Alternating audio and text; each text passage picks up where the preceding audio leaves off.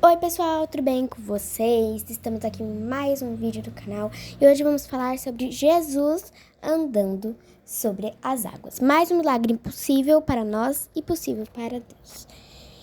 Já se inscreve no canal, deixa o like para nos ajudar e hoje a gente vai falar, sobre Jesus andando sobre as águas.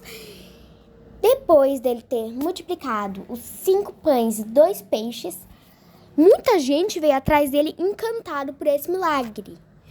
Jesus conseguiu fugir num barco com os discípulos.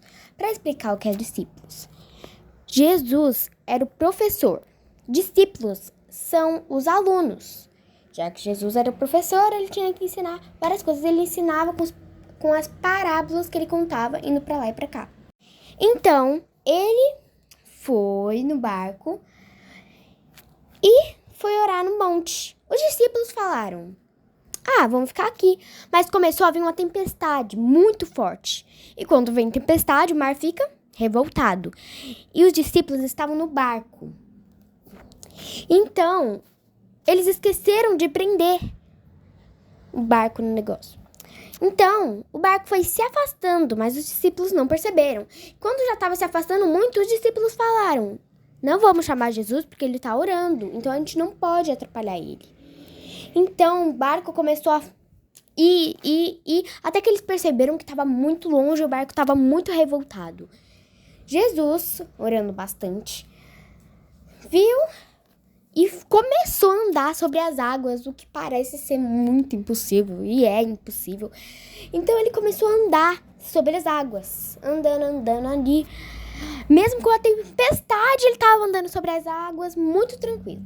Até que os discípulos viram com desespero, porque eles estavam com muito medo. Todo mundo tem medo, né? Então, os discípulos estavam com tanto medo, que nem pensaram. Então, quando viram Jesus, falaram que era um fantasma. Com tanto medo, eles nem perceberam que era Jesus, acharam que era um fantasma. Então, Jesus falou lá para eles que era ele. Os discípulos se acalmaram um pouco.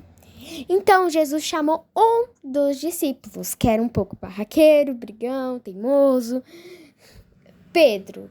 Chamou Pedro. E aí, Pedro estava olhando para ele, para Jesus, estava indo em direção dele, andando sobre as águas, até que Pedro começou a olhar para o lado, pelas tempestades, para a tempestade que estava vindo. Ele começou a ficar com tanto medo que começou a acelerar o coração dele, até que ele foi afundando aos poucos, porque ele parou de olhar para Jesus. Sempre, quando a gente está com medo, a gente tem que olhar para Jesus, porque Jesus é a nossa salvação. O Pedro começou a olhar para as outras coisas por ali, outras coisas por aqui. Começou a ficar com medo e foi afundando muito.